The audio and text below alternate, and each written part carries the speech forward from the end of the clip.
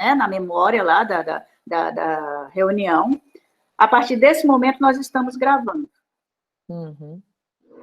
Inclusive, como já tem pessoas na sala, e um pouquinho das 16 horas, eu acredito que a gente poderia começar. Né? Eu me sinto muito feliz hoje à tarde de receber aqui conosco a minha colega e amiga, a professora Rosângela Gabriel, da cidade de Santa Cruz do Sul. Durante cerca de 3 anos, eu tive a oportunidade de trabalhar com a Rosângela na Universidade de Santa Cruz do Sul. Desenvolvemos um projeto conjuntamente sobre leitura e cognição e, inclusive, chegamos a publicar resultados de pesquisa, né, relativos a esse projeto, e isso me faz ainda mais feliz de estar hoje aqui com a Rosângela. A professora também nos traz um tema muito interessante.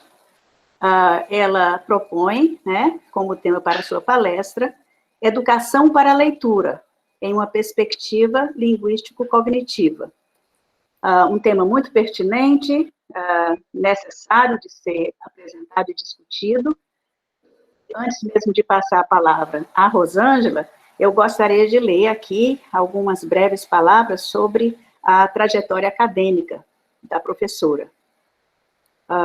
Rosângela Gabriel é professora e pesquisadora do curso de graduação em letras e do programa de pós-graduação em letras, PPGL, área de concentração leitura, estudos linguísticos, literários e midiáticos, da Universidade de Santa Cruz do Sul, Unisc, Rio Grande do Sul, Brasil.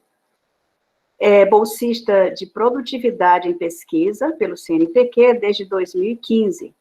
Doutora em letras, área de linguística, pela PUC, Rio Grande do Sul, tendo realizado o doutorado sanduíche no Departamento de Psicologia Experimental da Universidade de Oxford, na Inglaterra.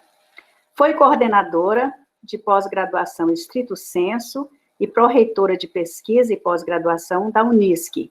Foi coordenadora do GT Linguística e Cognição da ANPOL, nos biênios 2012 a 2014, 2016 a 2018.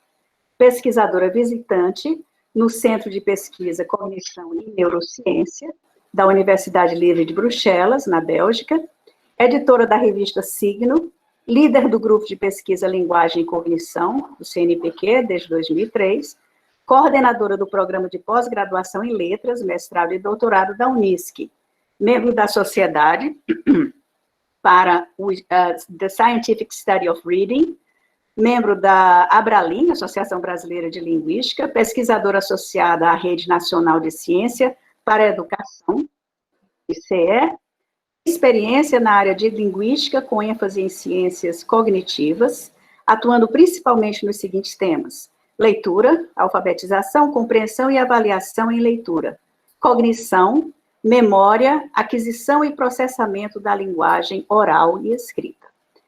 Então, nós, né, havendo apresentado a professora Rosângela, eu tenho agora o prazer de passar a palavra a ela. Também, Rosângela, que nós temos oficialmente 30 minutos, mas se sinta à vontade, se você precisar de mais tempo, nós somos bastante flexíveis. Logo depois, nós teremos aquele momento para perguntas e respostas. Seja muito bem-vinda. Muito obrigada, Ana. Muito obrigada pelo convite para estar aqui hoje à tarde. Quero agradecer, assim, muito a lembrança, né? A gente sabe, assim, que esse ciclo de conferências, ele está sendo muito importante para todos nós, né? A gente tem dito que essas iniciativas todas que surgiram decorrentes da pandemia, da nossa impossibilidade de estarmos presentes no mesmo espaço físico, acabou criando sabe aquela história de fazer do limão uma limonada, né? Acabou se fazendo uma limonada muito, muito especial, que é essa série de lives em que a gente consegue fazer uma integração norte-sul, né? Como hoje, por exemplo, a gente tem aí várias pessoas que estão mais ao norte, ao nordeste do país, né? E aqui vários alunos da Unisc, do Rio Grande do Sul. Então, é realmente algo que nós não esperávamos, né, que fosse surgir deste momento tão difícil. E a outra questão que é interessante também dizer é que a professora Ana e eu temos, assim, vários anos já, assim, entre idas e vindas, né, Ana, entre congressos aqui, ali, depois a Ana veio trabalhar conosco em Santa Cruz, foi super importante no momento em que estava se discutindo a construção do doutorado em letras, né, nosso programa de pós-graduação tinha um nível apenas de mestrado, né, e aí a Ana participou de muitas discussões, foi professora visitante na Unisc, os nossos alunos a conhecem, né, e agora a Ana voltou para o Ceará, né, cansou do frio gaúcho aqui, né, mas a gente mantém as parcerias, né. Então, eu vou começar a apresentação, porque senão a gente vai ficar conversando aqui o resto da tarde, eu não vou fazer a apresentação, né, mas eu quero agradecer, então, muito o convite, a lembrança, e saber, né, que a gente está num ciclo que já tem aí uma trajetória, né, algumas tantas palestras, e que vai até o dia 22 de dezembro, né, Ana? Sim, sim. Então, são oportunidades realmente imperdíveis de aprendizagem, de interação. A gente antes estava passando a palestra e eu deixei num slide mais adiante, mas agora já voltei para o primeiro. Bom, pessoal, deixa eu dizer para vocês uma coisa que é importante a gente lembrar quando a gente está falando assim, é que eu não vejo mais vocês nesse momento, tá? Então, se vocês quiserem fazer alguma pergunta, algum comentário, por favor, a Ana pode me ajudar, né, Ana, lendo o chat, ou vocês também, se tivessem uma coisa assim que a pessoa precisa falar, pode também me interromper, porque agora eu não vejo mais vocês, tá? Eu vejo os slides. Então, mesmo que vocês estejam fazendo alguma expressão facial daquelas assim, eu preciso falar agora, eu não vou estar ouvindo vocês. Ok? Vocês veem os meus slides? Pode usar o chat para comentários, não é? E teremos, com certeza, um momento em que eles poderão ligar seus microfones e fazer a pergunta diretamente a você no final. Tá, ok. Tá ótimo. Então tá, então agora eu estou compartilhando aqui a minha tela e começo aqui na apresentação. Muito bem, quando a Ana, então, a professora Ana me convidou para essa fala, eu precisei, assim, puxar uma das coisas que, na verdade, é mais forte para mim hoje, nessa situação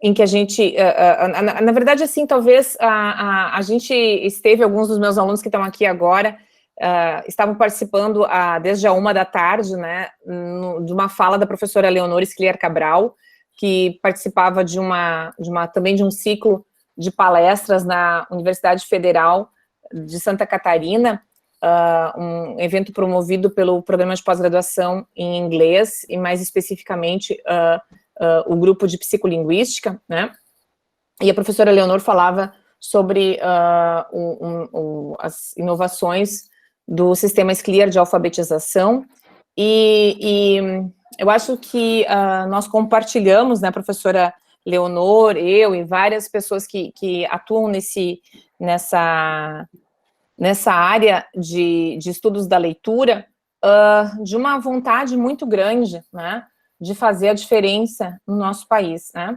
Então, falar sobre educação para a leitura em uma perspectiva linguístico-cognitiva me pareceu que seria, digamos assim, talvez o tema mais importante de eu trazer, né, a contribuição efetivamente que eu posso trazer para esse ciclo de discussões. Então, eu quero começar agradecendo, né, a professora Ana Pelosi pelo convite, também a professora Mônica Carneiro, que eu já vi ali no chat dando oi, né, então muito obrigada, Mônica também, né, nossa colega de GT, professora da Universidade Federal do Maranhão, e também as universidades que hospedam o GELP-COLIN, né, e todas essas instituições que fazem com que a gente possa estar juntos hoje. Quero agradecer também esse povo aqui todo que participa do grupo de pesquisa Linguagem e Cognição, muitos deles que estão participando aqui desse nosso momento. A gente brinca que esse slide, Ana, é um slide obrigatório, assim, quando a gente começa a apresentação, né, começa a preparar a apresentação, a gente já cola esse slide aqui, que é para mostrar também que os resultados da pesquisa, eles não são resultados individuais, não são obtidos pelas mãos de uma pessoa, mas são resultados que são construídos nas discussões, no estudo junto, na interação, enfim, na interlocução entre muitos agentes, né, muitos alunos, muitos professores, pessoas de diferentes níveis, assim, diferentes níveis, né, digamos assim, na carreira. Alguns são bolsistas de iniciação científica, outros são de mestrado, outros são de doutorado, outros são pós-doutores, mas estão aí juntos, né, tentando pensar. E a gente tem aí uma fotinho, né, um printzinho do Brasil, do mapa do Brasil, Rio Grande do Sul, e lá no meinho do Rio Grande do Sul, a região onde se encontra a Universidade de Santa Cruz do Sul, né, para quem não é tão familiarizado com o mapa do Rio Grande do Sul, Santa Cruz do Sul fica bem, assim, na região mais central do estado, né, a gente está a 120 quilômetros de Porto Alegre, e é uma cidade muito agradável. Nós temos Oktoberfest, e quando vocês quiserem vir nos visitar, depois que passar esse momento aí da pandemia, vocês serão muito bem-vindos também para conhecer a nossa universidade, e especialmente o Laboratório de Pesquisa em Leitura, que é onde a gente desenvolve as nossas pesquisas, né? E as nossas pesquisas, elas contam com o apoio da FAPERGS, do CNPq e da CAPES, e elas digamos assim, olham para diferentes momentos, né? Diferentes aspectos da leitura. Então, a gente tem pesquisas mais relacionadas ao período anterior da alfabetização ainda, né? Talvez esse slide nem esteja tão adequado, mas as crianças antes da alfabetização, crianças em alfabetização, bilíngues, né? Tanto bilíngues jovens, enfim, crianças em alfabetização bilíngue, mas mais especialmente bilíngues consecutivos, né, crianças, jovens bilíngues. Nós temos pesquisa com rastreamento ocular, né, nós usamos o eye tracking para algumas das nossas pesquisas. Nós temos pesquisas também com adultos iletrados, pessoas, então, que não foram alfabetizadas, que não tiveram oportunidade de estudar na infância, né. Alguns deles participam de grupos de alfabetização já como adultos, né, e alguns deles não são leitores, são realmente letrados. E também projetos ligados ao desenvolvimento da compreensão leitora, né, da compreensão textual, e também pesquisas relacionadas digamos assim, que a gente poderia chamar de diferentes níveis de leiturabilidade, né, textos mais complexos, textos menos complexos, atividades de retextualização, então, em diferentes gêneros textuais, também é algo que a gente está pesquisando. Como pano de fundo dessa fala, assim, é um pano de fundo que é para ficar, assim, não como foco de atenção, mas lá no fundinho, assim, no nosso processamento, do processamento inconsciente mesmo, né, mas ao longo da palestra, queria que ficasse, assim, uma questão que, alguns dias atrás, uma colega trouxe novamente, quando a gente estava numa discussão sobre os projetos de pesquisa, né, que é a questão da relevância da pesquisa, da pesquisa, né, de uma forma geral, para a sociedade, e também da pesquisa que a gente desenvolve nesse grupo de pesquisa.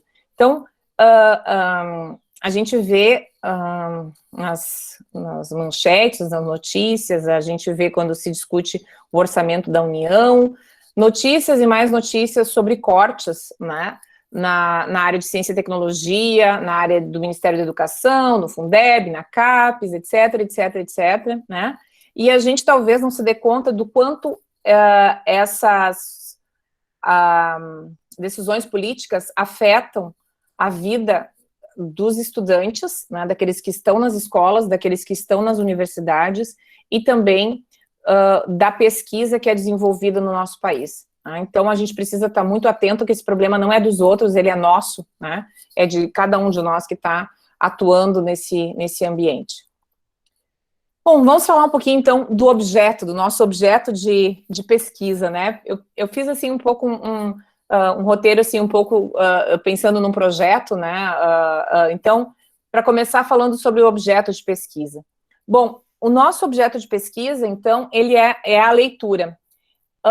E a palavra leitura é uma palavra bastante usada, né, em diferentes meios e para definir, para fazer referência a diferentes atitudes e comportamentos, né?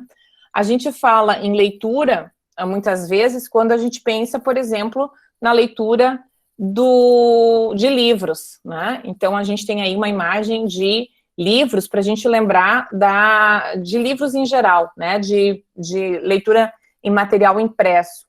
A gente também fala em leitura quando a gente pensa, por exemplo, em novos aparatos tecnológicos, como, por exemplo, os computadores, os tablets, os celulares, né? Todos esses outros suportes que podem propiciar condições para que a gente faça a leitura.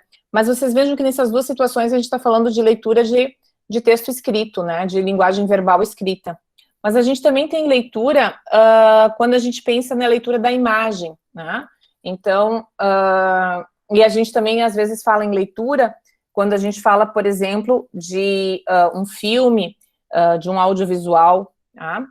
E a pergunta que é importante que a gente mantenha é, será que do ponto de vista cognitivo, em cada uma dessas situações que a gente está falando em leitura, a gente está falando da mesma coisa? Será que as estruturas cognitivas que são acionadas são as mesmas? E talvez a gente possa dizer ainda, talvez algumas estruturas sejam as mesmas em determinados momentos do processamento, né? E outras estruturas sejam específicas para determinadas modalidades daquilo que está sendo lido, né? De diferentes linguagens, então, tá? Avançando um pouquinho mais, né? Fechando um pouquinho mais o zoom, digamos assim, eu trago aqui dois extremos, digamos assim, de dois possíveis usos da palavra leitura, mas que nós precisamos compreender que não remetem ao mesmo significado, né, ao mesmo sentido. E isso, na verdade, não é, assim, uma particularidade da palavra leitura, porque, na verdade, isso acontece na linguagem de uma forma muito recorrente, né, que a gente tem uma palavra e ela tem mais do que um significado. Então, quando as pessoas citam, por exemplo, Paulo Freire, né, e numa frase, assim, bastante conhecida, né, que diz que a leitura do mundo precede a leitura da palavra, a gente precisa compreender que a palavra leitura aqui, ela tem um significado, e se a gente fosse, digamos, traduzir ou substituir por outro sinônimo, a gente poderia pensar que nessa frase, leitura é a habilidade de compreender e de interpretar a multimodalidade presente em várias linguagens, né? Então, linguagens aqui está no plural, e a própria questão da interpretação é muito mais, a compreensão e a interpretação são duas questões, assim, que precisam ficar muito presentes, tá? Mas, numa outra acepção da palavra leitura, num sentido mais restrito, então, né, a gente pode considerar a leitura como a habilidade de decodificar um código. No nosso caso, né, que utilizamos o sistema alfabético, né, o código alfabético, que é a condição sine qua non para a compreensão leitora. Tá? Então, vocês vejam que há uma concepção de leitura muito distinta, tá? Mas que não pode fugir, digamos assim, do nosso horizonte quando nós falamos em leitura. E eu gosto muito dessa frase do Abraham Lincoln, né, que diz que a escrita é a arte de comunicar pensamentos para a mente por meio dos olhos, né, e que essa é a maior invenção do mundo, né. E essa questão essa frase traz várias questões importantes para a nossa pesquisa. Primeiro é que a escrita é uma invenção, ou seja, é uma tecnologia, uma invenção da inteligência humana. Ela não é algo da natureza, ela é um bem cultural. tá? E, de acordo com Lincoln, é a maior invenção. E eu concordo com ele, porque se nós pensarmos em todos os avanços tecnológicos que nós temos hoje, eles não seriam possíveis se a gente dependesse apenas da memória física de cada uma das pessoas que fizeram o conhecimento avançar. Nós avançamos exatamente porque nós conseguimos preservar, né, o conhecimento de uma geração para que a outra possa partir daquilo que já foi construído e não começar do zero, né?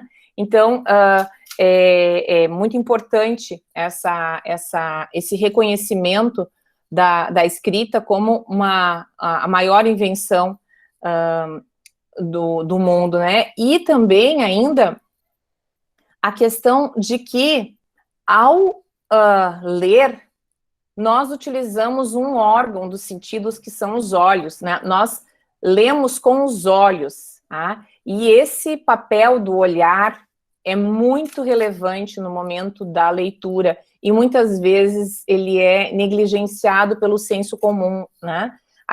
Se a gente pensa que leitura é apenas, né, interpretação, a gente pode negligenciar o papel exatamente do caminho cognitivo que nós fazemos, né, do caminho desde a percepção, né, pelos olhos, até o processamento, para que a gente chegue às regiões da linguagem, né, das regiões do processamento semântico da linguagem, ok? Então, nessa linha, eu quis trazer assim, eu não vou fazer, assim, um grande aprofundamento teórico, né, nessa meia hora, mas eu queria chamar a atenção de vocês de como esses dois conceitos aparecem numa proposta teórica que é um modelo teórico chamado a visão simples da leitura, tá? Que tem, na verdade, muitos artigos, muitos livros, muito material, muita pesquisa realizada a partir dessa visão simples da leitura, que é um simples, assim, entre aspas, né, um simples irônico, né, e que tem como seu grande mentor Gog, tá? E Turner é um dos autores que publica junto com Gog. E, então, eu trouxe só um dos textos, né, mas uma referência apenas, mas eu podia encher aí alguns slides com referências, tá? E o que diz essa visão simples da leitura? Que a compreensão leitora é o produto de duas variáveis. E quais são essas duas variáveis?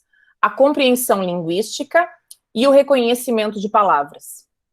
E Escarborou criou essa imagem, né, da corda, e eu sempre penso, quando eu vejo essa imagem, eu penso numa corda de sisal. E por que é importante a história da corda de sisal? Porque ela tem, assim, essas vários fios, né, entrelaçados, que vão se juntando e fazendo essa corda forte, né? E se a gente conseguisse abrir esses fios, né, o que a gente veria, né? Que fios são esses, né? Então, primeiro, a compreensão linguística. A compreensão linguística, ela é uma variável que a gente pode separar do reconhecimento de palavras, né? Então, a compreensão linguística, ela vai existir tanto em iletrados, ou crianças antes da alfabetização, enfim, 2, 3, 5 anos, né? E ela pode, enfim, ela vai existir também em não alfabetizados, né? Pessoas também iletrados. E quais seriam os componentes dessa compreensão linguística? O conhecimento de mundo, né? Conhecimento de conceitos, conhecimento de fatos, todo aquele conhecimento que a gente vai acumulando pelas experiências de vida, né? Comporiam um desses fios, né? Dessa corda aí. Conhecimento do vocabulário, tá? Nesse conhecimento do vocabulário, qual é a precisão que a gente tem nesse conhecimento? Qual o nível de consciência? Quais são as relações que a gente estabelece entre os vocábulos, os frames, as situações em que a gente utiliza determinadas palavras? Como é que essa rede, digamos assim, semântica se articula e qual é a riqueza também dessa representação semântica, né? Depois, a questão das estruturas linguísticas, né, que passa pelo nível sintático, pelo nível semântico, pelo nível morfológico, pelo nível pragmático, né? Depois, a própria questão do raciocínio verbal, né? A capacidade de estabelecer inferências, de perceber o uso de uma expressão metafórica, né? De compreender o uso dessa metáfora, né, de perceber a utilização de uma ironia, quer dizer, conseguir se dar conta, né, de que há um significado ali que não é, talvez, aquele significado mais explícito, né, e conhecimento sobre as formas como a gente utiliza os gêneros textuais mesmo, né, como é que a gente... como a gente se comunica numa tipo de situação, em outra situação, em outra situação, em outra situação. Tá? E também nesse componente, né, o próprio conhecimento sobre as funções, digamos assim, da escrita. Para que a gente usa, né, quais são os conceitos que a gente tem por aí.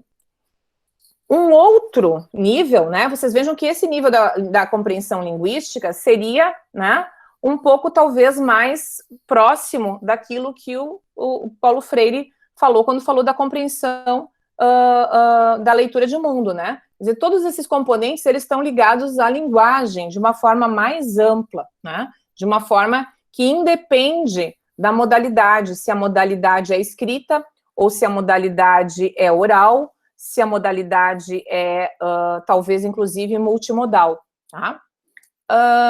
E um outro nível, tá, que seria o nível realmente do sistema de escrita, tá? No caso, no nosso sistema alfabético, né, nós usamos um sistema de escrita que representa os fonemas. Então, para que a gente possa ter consciência sobre os fonemas, né, a gente precisa fazer um tipo de análise da linguagem que não é um tipo de análise óbvia, é uma análise que se constrói a partir exatamente de um exercício de reflexão sobre a própria linguagem oral, tá? Então, num nível de consciência fonológica, que evolui, digamos assim, para a habilidade de decodificação, ou seja, de transformar aquele sistema alfabético em linguagem, tá?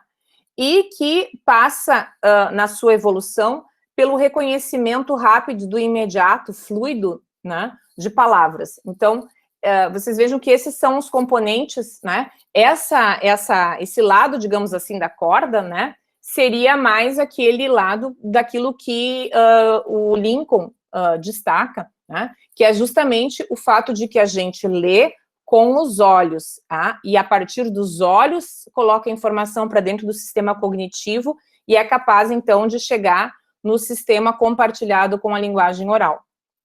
Bom, esse tipo de abordagem, né, essa teoria da visão simples da leitura, permite que a gente faça um tipo de, digamos assim, de mapeamento dos leitores, que é um mapeamento muito útil quando a gente pensa em pesquisa. Porque se a gente não conseguir ter uma precisão, se a gente não souber do que a gente está falando, dificilmente a gente vai avançar em termos de pesquisa, né? Então, a gente pode pensar que existem pessoas com uma boa compreensão linguística, né, com uma boa compreensão da linguagem, mas que tem, e outras pessoas que tenham uma baixa compreensão linguística, tá? Independente de se essa compreensão é no texto escrito ou no texto oral, tá? Então, boa compreensão, bons processos de compreensão linguística. Então, positivo e, eu vou chamar aqui, né? Então, uma boa compreensão ou uma compreensão deficitária. E num outro plano, a gente vai ter aquelas pessoas que têm um reconhecimento de palavras, né, e uma decodificação lenta, pobre, ineficiente, e numa outra direção, né, um bom processamento de palavras, um bom reconhecimento, um reconhecimento fluido. Bom, quem está nesse quadrante aqui, né, seriam os leitores proficientes, por exemplo, as pessoas que estão assistindo a essa palestra, né? Então, os leitores proficientes. Num outro quadrante aqui, nós teríamos aquelas pessoas que têm uma boa, digamos assim, um bom reconhecimento de palavras, mas têm uma compreensão deficitária, que em português nós costumamos chamar de analfabetos funcionais, né? Aquelas pessoas que leem, mas que não compreendem aquilo que leem, tá? Do outro lado, nós vamos ter uma situação oposta, né? Que seriam as pessoas com uma boa compreensão linguística quando em situação de oralidade, tá? Mas que têm um desempenho ruim, né? Em situações de leitura, né? E que a gente, então, vai considerar que essas pessoas possam ser considerados disléxicos, né? E, por outro lado, né, nós temos um outro quadrante aqui de pessoas com dificuldade de compreensão e com dificuldade de reconhecimento de palavras. E eu coloquei aqui um ponto de interrogação, né, mas nós poderíamos pensar naquelas pessoas que, além de terem, talvez sejam candidatos a serem classificados como disléxicos, também vêm de grupos culturais, né, com, talvez, poucas oportunidades de desenvolvimento da linguagem, tá? Vamos deixar isso aqui como uma hipótese, né, para a gente refletir um pouco mais adiante. Bom, qual o problema, né? Por que é interessante ou importante ou oportuno discutir sobre isso? Porque nós temos já há vários anos, né, desde que a gente tem esse tipo de teste, né, e eu estou usando aqui os resultados do PISA, mas nós poderíamos usar os resultados da ANA, nós poderíamos usar os resultados do Enem, nós poderíamos usar resultados de outras avaliações, a gente teria resultados muito parecidos, né. Só que o que é importante aqui a gente olhar, né, é que os nossos resultados ruins, eles não são uniformemente distribuídos, né. Se a gente for olhar, olha só, digamos que na média dos países participantes da OCDE, nós tenhamos 487 pontos, tá? Nós vamos ver que nas escolas federais, tá, os IFES e as escolas militares, nós estamos acima dessa média. E nas escolas particulares, nós também estamos acima da média. Então, digamos assim, que a gente poderia até considerar uma situação mais ou menos confortável se a gente fosse olhar só para esse conjunto aqui. Mas se a gente for olhar para as escolas estaduais e municipais, a gente vai ver que a gente tem, assim, um grande desafio, tá? E aí, a gente pode se perguntar, bom, como mudar, né? Como mudar? Ainda sobre o PISA, né? O PISA, ele analisa, né, a compreensão leitora em estratos, tá? E ele coloca, assim, como níveis, digamos assim, de compreensão. Um deles, né, sendo, digamos assim, uma condição para o próximo, né? Então, no nível mais básico, pensando em alunos de 15 anos, né, alunos que, em tese, teriam já concluído o ensino fundamental, nós esperaríamos que esses alunos fossem capazes de localizar informações, acessar e recuperar informações dentro do texto, buscar e selecionar o texto relevante, essa seria uma condição, digamos assim, mais básica, né? Depois, no nível mais intermediário, um nível de compreensão do texto, em que a gente é capaz de representar o sentido literal do texto, quer dizer, o que o texto diz, e de integrar e gerar inferências que sejam adequadas para aquele texto, né? E no nível mais elevado, né, refletir, avaliar e refletir, né? Que seria o que a gente muitas vezes fala de um leitor crítico, né? Que é capaz de avaliar a qualidade e a credibilidade das informações. Pensem como isso é importante no mundo de fake news, né? De tantas informações às quais a gente não deve dar crédito, né? De refletir sobre o conteúdo e a forma dos textos, e de detectar e lidar com conflitos, ou seja, com incongruências, com contradições dentro dos textos, tá? E todos esses níveis, eles passam exatamente por uma leitura fluente, porque se a leitura não for fluente, se a leitura não for fluida, provavelmente a gente não vai ter tempo na memória de trabalho para dar conta de todas essas tarefas, de integrar todas essas tarefas. Bom, eu vou passar aqui bem rapidinho, né, que são só os resultados do PISA, e a pergunta que vai nortear, digamos assim, essa minha fala daqui para frente é como mudar? O que a gente pode fazer, nós, pobres professores, né, de universidades públicas, de universidades comunitárias, de universidades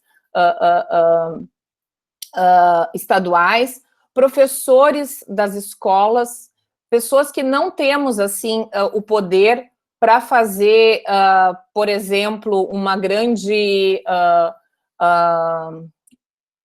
pelo menos, assim, não de forma mais objetiva e imediata, né, de mudar, por exemplo, a distribuição de renda, que seria provavelmente o nosso primeiro ponto. Se a gente conseguisse fazer isso, a gente já teria melhores resultados no nosso país, né, se a gente conseguisse garantir que todas as crianças tivessem as condições mínimas, né, de vida, né? Então, assim, quando eu digo como mudar aqui, eu não estou dizendo como mudar todo o contexto social, tá? Que é esse, digamos assim, seria talvez o nosso objetivo mais, digamos assim, maior, né? Mas dentro das nossas limitações, tá? O que a gente pode, dentro daquilo que a gente faz, nos ambientes que a gente atua, né? O que a gente pode mudar, né? E uma das questões que a gente pode mudar, me parece que a gente precisa refletir sobre, é o papel da educação infantil nos nossos municípios, né? Qual é a concepção que a gente tem da educação infantil? Das crianças do 0 aos 5 anos. O que é o espaço da educação infantil? É sobre isso que eu quero falar hoje mais profundamente nessa minha participação. E essa fala vem de uma coisa que está colocada, né? Eu estou falando contra quem, né? Contra uma concepção de que a educação infantil seja um espaço apenas de guarda, digamos assim, segura das crianças, tá? E de um espaço, assim, sem grandes intencionalidades pedagógicas, né? E o objetivo, então, é problematizar essa concepção, tá? E eu venho pegando já um gancho aqui num texto da professora, desse grupo de pesquisadores da Universidade de Ohio, né, que fez uma pesquisa mostrando que as crianças muito cedo, né, com 5, 6 anos, algumas crianças foram expostas a uma linguagem muito rica por meio da leitura compartilhada, de livros infantis, e outras crianças, para quem ninguém faz essa leitura, acabam não sendo expostas a essa riqueza linguística, tá? Então, a minha fala, ela vai seguir alguns pontos, né? E vocês vejam o seguinte aqui, eu dei o título para esse slide de leitura compartilhada desde a educação infantil, né? Então, desde a educação infantil não significa apenas na educação infantil, mas já começando na educação infantil. E por quê? Tá?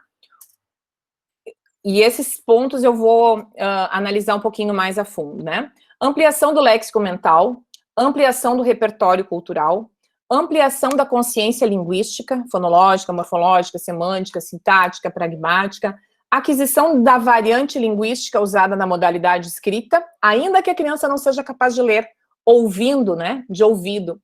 A familiaridade com as convenções da escrita e o desenvolvimento de uma atitude curiosa e reflexiva em relação ao mundo da leitura, ao mundo da cultura, ao mundo da ciência, tá? Vou abrir um pouquinho isso aqui. Primeiro, a aquisição do léxico mental. Talvez a variável mais importante na compreensão de um texto seja o conhecimento das palavras, tá? Superada a fase de decodificação, tá? O reconhecimento das palavras, dos significados das palavras, é uma variável poderosíssima para a gente avaliar a compreensão leitora. Então, quanto mais palavras eu conheço, né, e quando eu digo conhecer, significa ter uma representação rica dessas palavras no cérebro, com relações intertextuais, né, com situações diferentes de uso, mais chance eu tenho de compreender um texto, mais ferramentas eu tenho de, ao encontrar um texto novo, eu ser capaz de compreender esse texto, né? Então, essa questão do léxico mental, eu trouxe aqui 3 exemplos, né, na literatura, um livro que foi publicado já há alguns anos, junto com uma, então, orientanda minha de mestrado, mas que depois fez doutorado, que é a professora Lucilene Bender de Souza, sobre a importância da aprendizagem, aprendendo palavras através da leitura, né? Um outro trabalho que eu trago também, da Kate Nation e da Margaret Snowling, né, que vai falar sobre a questão também dessas habilidades, entre elas o conhecimento do vocabulário. E esse outro texto também, que fala um pouco sobre a organização do léxico mental no nosso cérebro. Tá? O segundo ponto, então, é que a leitura compartilhada, ela amplia o repertório cultural das crianças, e isso é extremamente importante, especialmente para as crianças daqueles 2 grupos que a gente antes olhou, né, das escolas municipais e estaduais, que vêm de grupos socioeconomicamente menos favorecidos. Então, a criança que não tem, digamos assim, oportunidades de ter contato com esse repertório cultural mais ampliado, ela tem mais dificuldade para compreender os textos, porque os referentes que devem ser acionados não fazem parte, né, desse repertório cultural que se esperaria que ela conhecesse mais adiante, então, durante os anos do ensino fundamental e médio, por exemplo, né? Então, já na educação infantil, nós podemos ampliar o repertório cultural das crianças por meio da leitura de livros infantis bem escolhidos, né? Bem escolhidos. E eu queria até justificar para vocês por que eu botei o texto do Ziraldo aí. Quem conhece esse livro sabe que a história do Pellegrino e Petrônio é que são 2 pezinhos e um deles quer ser bailarino e o outro quer jogar futebol, né? E o impasse, né, se resolve porque eles vão ser os pés do Pelé, né? Para nós, o Pelé é uma referência cultural óbvia, né? Porque, enfim, muitos de nós não vimos o Pelé jogando, mas nós sabemos quem ele é. Mas para uma criança de 5 anos, né? Ou 4 anos, ou 3 anos, pode ser uma grande novidade conhecer quem é essa personagem Pelé. E eu lembrei disso também porque ele teve de aniversário alguns dias atrás. Sem contar, né, de outras figuras, de outras referências culturais como a Frida Kahlo e Negrinho do Pastoreiro, e aí a gente podia ter, assim, né, milhões de livros aí para colocar nesse slide, tá? Ampliação da consciência fonológica, tá? Eu trouxe essa frase aqui, esse pedacinho aqui que eu tirei de uma tradução que os meus alunos e eu fizemos agora, esse ano, de um texto do Seidenberg, né? E essa é uma questão muito importante que talvez passe um pouco batida para nós quando a gente fala sobre consciência fonológica e sobre questão de decodificação e tal. Que é o seguinte, ler um alfabeto implica em aprender a tratar as palavras faladas como constituídas de fonemas discretos. Aqui é uma questão muito importante, porque a palavra discretos aqui, ela tem um significado muito específico, que vem da física, né? O que é a palavra discretos aqui? Quando se usa na física, se usa exatamente de fenômenos que são um contínuo, né? E por que aqui a gente fala em contínuo? Porque na fala, na oralidade, nós não pronunciamos fonemas isolados, nós pronunciamos contínuos de fala. Mas na escrita, a gente não escreve dessa forma. Na escrita alfabética, nós escrevemos unidades discretas. Então, nós precisamos trabalhar uma coisa que é contínua, que é o fluxo da fala, que não tem espacinho, né? Não tem, digamos assim, separação entre uma letra e outra, né? Entre um fonema e outro. Na linguagem oral, a gente tem contínuos, né? E, no entanto, na escrita, nós precisamos fazer quebras, nós precisamos fazer análise, né? E essa análise, ela é um tanto quanto arbitrária, né? Então, nós cortamos as sílabas, tá? E identificamos, por exemplo, em pá, dois fonemas, tá? Mas esse corte, ele é arbitrário. Então, nós precisamos perceber que para uma criança que está aprendendo a ler, ela tem o conhecimento da linguagem oral, né? Mas ela precisa transformar algo que é contínuo em uma natureza discreta, que é a natureza da escrita, tá? Então, por isso, o mapeamento entre o código oral e o código, entre a modalidade oral e a modalidade escrita, não código, a modalidade oral e a modalidade escrita é tão difícil. Depois que a criança já percebe que pá é constituído de dois fonemas, já fica muito mais fácil de ela relacionar isso com as letras que ela vai utilizar para representar esses fonemas. Mas a grande sacada da ampliação da consciência fonológica é exatamente essa análise, ok? Eu vou dar um exemplo para vocês.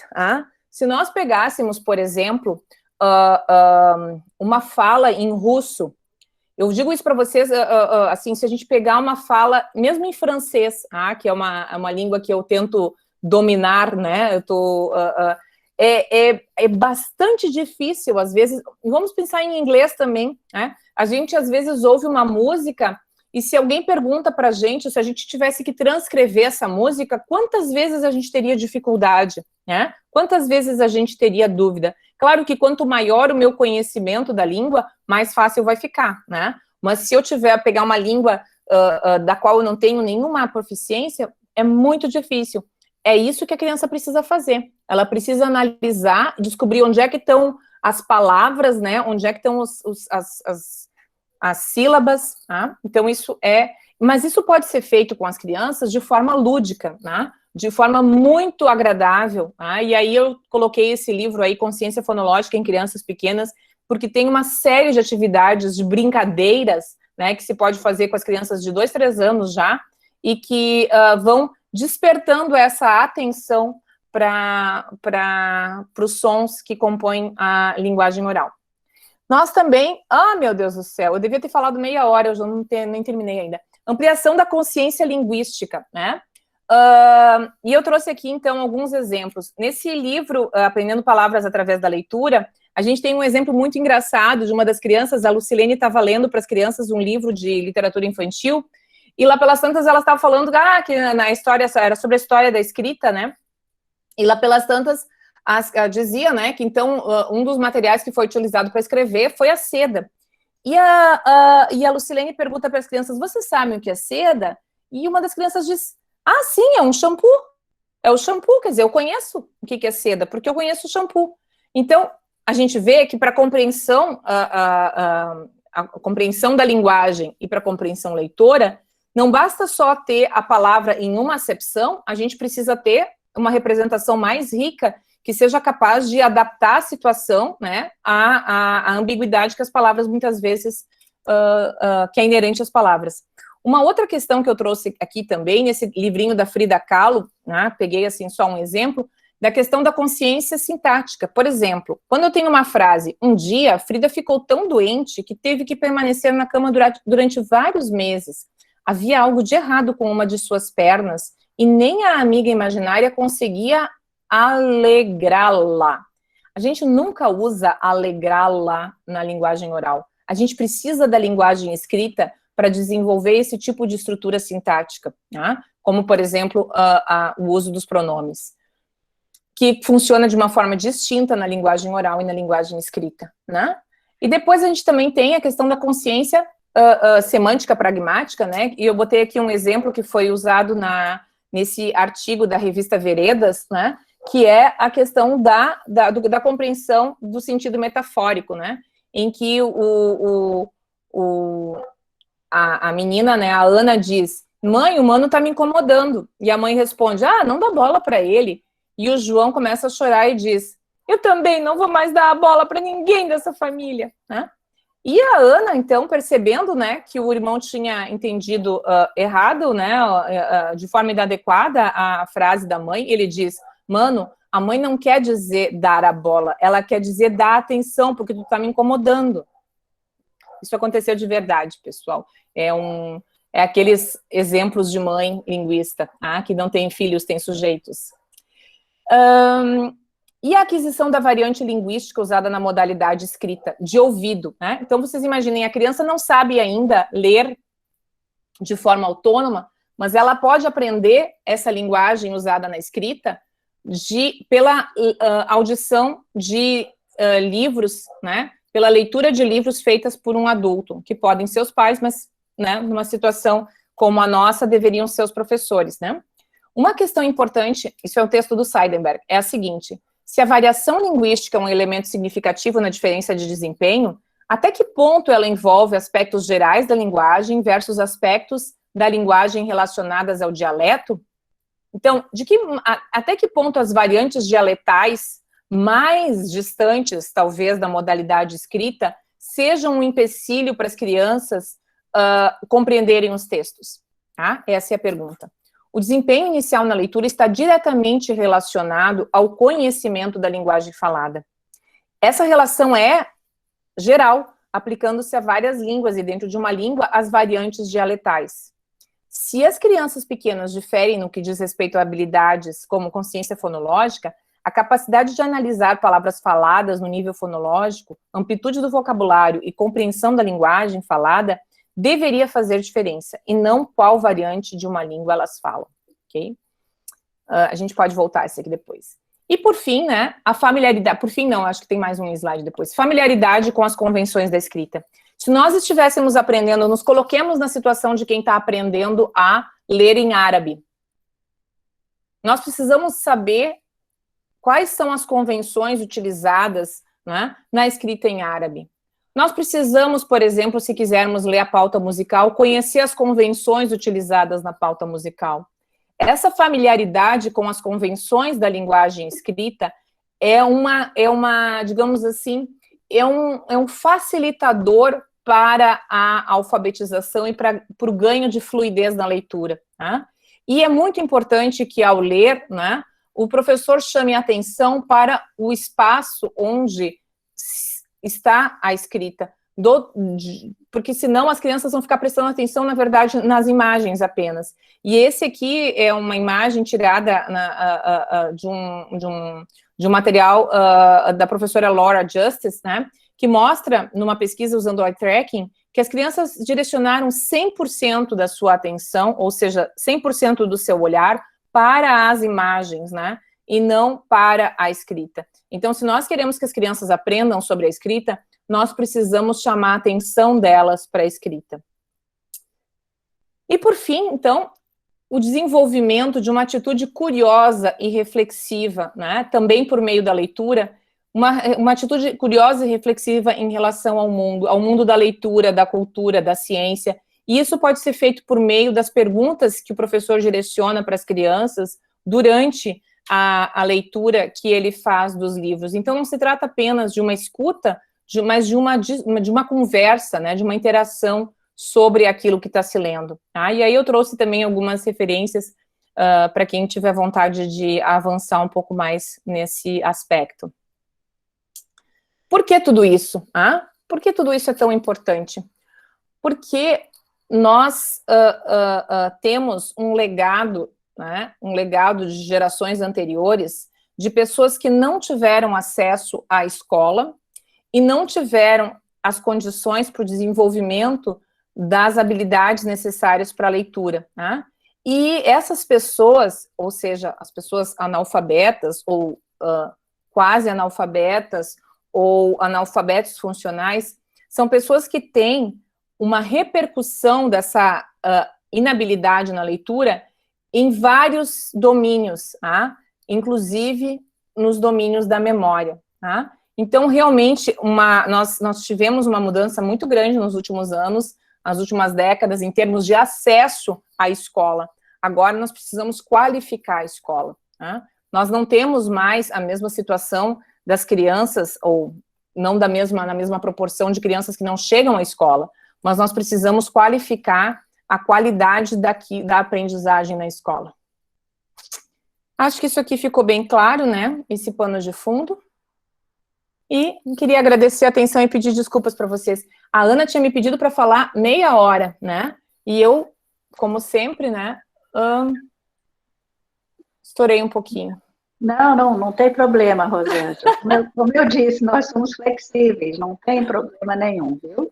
Eu abusei um pouquinho da paciência, da flexibilidade, né? O flexível deveria ser assim, do tipo, mas não se 5 preocupe. minutinhos, né? Mas não tanto assim, né? Não, aqui é bem tranquilo.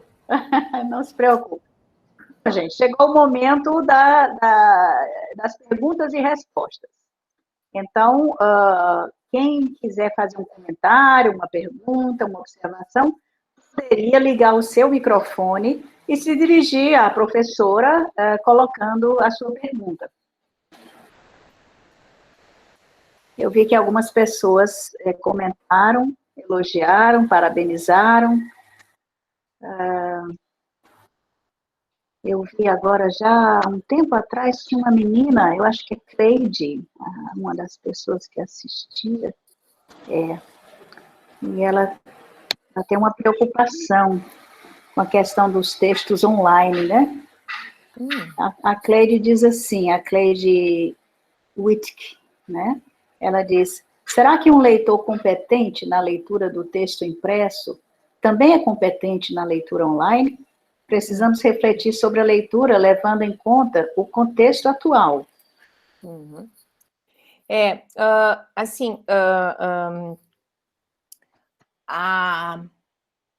Eu acho que várias coisas, Cleide, são muito interessantes nesse sentido, né? A gente desenvolve atitudes em relação à leitura, né? Então, por exemplo, essas atitudes, elas estão diretamente relacionadas às nossas motivações no momento da leitura, né?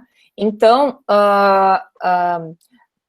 muitas vezes, por exemplo, a gente pode pegar o celular e dar uma passada, né? Uma passada de olhos, por exemplo, no Instagram, né? E na verdade, assim, depois de olhar, talvez fique uma informação ou duas daquilo que a gente olhou, que a gente talvez consiga lembrar que a gente viu, né? Porque muitas coisas a gente, na verdade, passou os olhos, assim, tipo, só queria ver, né, o que está acontecendo, digamos assim, né?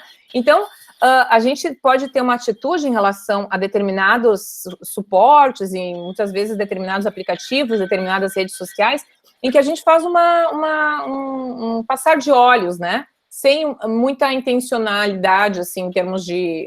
sem muita intenção de aprender ou de... Então, na verdade, muitas coisas passam por um processo de reeducação da forma como a gente lida com as ferramentas que nós temos, né? Essa é uma questão. Nós talvez tenhamos, assim, talvez muitos de nós, né, a gente pensa assim, para ler, por exemplo, o Instagram, talvez o WhatsApp, a gente passa, assim, é uma leitura meio por cima, né? Agora, quando eu estiver lendo um e-mail, eu vou prestar atenção naquilo que eu estou lendo e vou responder com mais atenção, né? Então, a questão do skimming, aqui a Débora está falando, né? Então, só que isso tem muito mais a ver com o meu motor interno, ou seja, com a motivação e com a autodisciplina e com as habilidades que eu desenvolvi, do que exatamente com a ferramenta, tá? Então, eu acredito que todos nós estejamos tendo, assim, um treinamento intenso nos últimos meses, né, para mudar as nossas atitudes enquanto leitores, por exemplo, de coisas que a gente lê no suporte digital, tá? Por quê? Por várias razões. Muitos porque, por exemplo, não tem uma impressora mais em casa, porque se tivesse uma impressora em casa, imprimiriam para ler, né? Ou porque as aulas estão utilizando textos que estão disponíveis na internet e o livro está lá na biblioteca e a gente precisa se forçar, digamos assim, a prestar atenção no texto digital. Então, na verdade, essa atitude, né, essa forma como a gente lê, é, de fato, muito mais ligada. Talvez a gente possa considerar, sabe, às vezes não é uma questão, uma variável só, Depende, por exemplo, às vezes eu vejo os alunos, isso antes da pandemia, né? Na aula, por exemplo, lendo um texto no celular. Eu acho dificílimo, né? Mas não acho que seja culpa exatamente do celular, né? Acho que a gente achava muito mais difícil, muito mais impossível que a gente fosse ler um texto mais longo, por exemplo, no computador, 10 anos atrás, e hoje, quando a gente vê, a gente está lendo um artigo, daqui a pouco a gente está lendo também uma tese, daqui a pouco a gente está lendo tudo, né? Então, eu acho que não é uma coisa assim tão fácil, né? Bastante complexo no sentido de qual é o preparo que o usuário que está lendo tem para lidar com a ferramenta, o quanto ele se atrapalha, o quanto ele tem familiaridade com aquela ferramenta e o quanto ele também tem motivação e desejo, por exemplo, de aprender, de se concentrar e de conseguir focar a atenção. Então, é bastante variável. Mas, sem dúvida, é uma pergunta de pesquisa interessante nesse momento de pandemia, né, em que o material impresso muitas vezes não é uma alternativa. É assim, ou a gente tem esse material digital ou a gente não tem. Nós temos aqui mais 2 perguntas. Eu vou, então, na ordem de inscrição aqui. A Letícia está falando sobre a questão dos leitores instrucionais. Creio que há uma maioria no Brasil. Proficientes, não proficientes, e os instrucionais. Como trabalhar com eles quando já estão em curso superior? Uhum. É um problema que vem de base, né? Vem da base. Esse é um problema, na verdade, que ele é muito, muito complexo, né? Sem dúvida, né? Por que a gente chama a atenção dessa questão de começar mais cedo, né? Porque à medida que as pessoas se tornam adultas, elas vão tendo outras demandas, a vida vai empurrando elas para outras demandas. Então, muitas vezes, a gente diz que as crianças são como esponjas, né? Porque as crianças têm uma grande plasticidade cerebral e uma grande disponibilidade de tempo, né? Para pensar, para experimentar, para testar, para fazer de novo, para olhar de novo. Então, as crianças têm realmente uma situação, né, de aprendizagem muito favorável. Enquanto que os adultos, os jovens adultos, muitas vezes têm outras dificuldades, né, outras questões que, digamos, também estão ocupando, enfim, os recursos cognitivos das pessoas. Então, quando a gente trabalha com adultos analfabetos, por exemplo, a gente não tem como parâmetro, né, e eu acho que, chegando lá na resposta, né, eu acho que o nosso parâmetro não pode ser, ou não deve ser, a comparação, por exemplo, no sentido assim de que, o meu sucesso vai ser medido pela comparação entre os adultos analfabetos que aprenderam a ler na idade adulta com os adultos que aprenderam a ler na juventude, tá? Se eu for professora de um grupo de adultos analfabetos, a minha medida, digamos assim, de avanço deve ser o quanto eu conseguir ajudá-los a avançar a partir do ponto em que eles estavam, tá?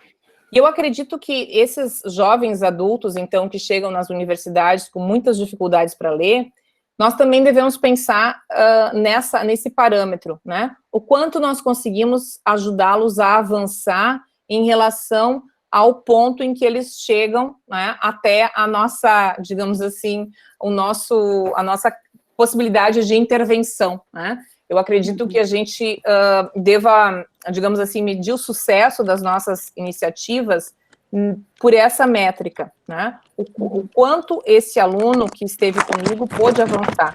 Quais são os textos que ele conseguiu ler, que ele não conseguia ler antes, né? Eu sou bem vigotskiana, tá? Eu não disse isso antes, mas eu realmente tenho, assim, muito presente essa questão da intervenção daquele que sabe, né, que tem uma preparação maior. Então, aquele professor que faz a leitura mediada, por exemplo, que faz a leitura compartilhada, ele vai chamando a atenção da criança, e dessa mesma forma nós, professores, quando estamos lá na universidade e temos alunos que têm dificuldade para ler um determinado texto, à medida em que a gente vai ajudando os alunos a desvendarem, né, o texto, a desvencilharem os nós do texto, a perceberem, por exemplo, significados que estão em camadas, né, talvez uma camada mais metafórica, uma camada mais literal, e que a gente consiga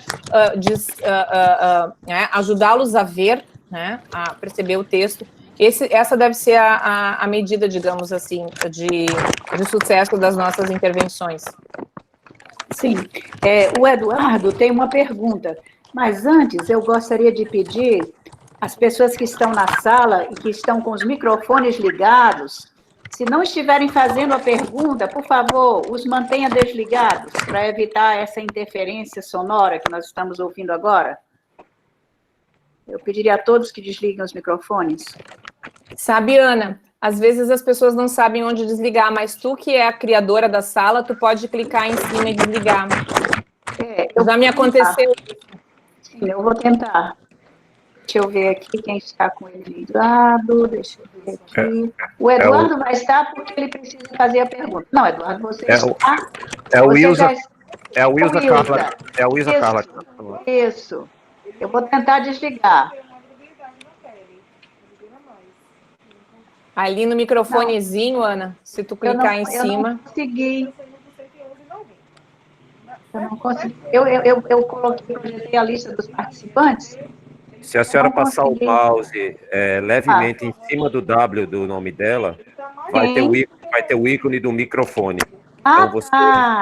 Pronto. Desativar o som. Olha, sempre a gente aprende alguma coisa. Ótimo. Faz toda a diferença, né? Voltemos ao silêncio. Ok, Eduardo, você tem a sua pergunta. Seja bem-vindo. Obrigado, professora Pelosi.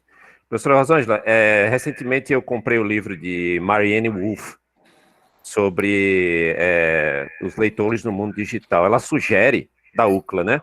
Ela sugere que nossas redes neurais estão mudando em função de tanta leitura digital. E a gente está perdendo algumas redes neurais de ler analogicamente, fisicamente. E que as crianças estão desenvolvendo essa capacidade, essa circuitaria neural para aprender a ler dessa forma. E ela sugere que isso talvez não seja tão bom. Eu queria que você falasse sobre isso em razão da cada vez mais extinção do papel, né? E esclarecer essa leitura que eu fiz sobre ela. Obrigado pela chance aqui. Olha, Eduardo, existem alguns princípios, né, quando a gente fala de plasticidade cerebral, né, o conceito da plasticidade cerebral, ele diz exatamente, assim, em síntese, né, facilitando um pouco a mensagem para a gente guardar, é que, primeiro, aquilo que a gente utiliza, né, cria uma rede, uma conectividade, né? Se a gente pensar lá nos neurônios, nos dendritozinhos crescendo, né? Uma conectividade maior, quer dizer, uma densidade de conectividade maior. E aquilo que a gente utiliza menos, ou seja, por um princípio de economia mesmo, né? A gente pode ir desligando, né? Então, essa hipótese que a pesquisadora levanta, ela é bastante plausível, digamos assim, do ponto de vista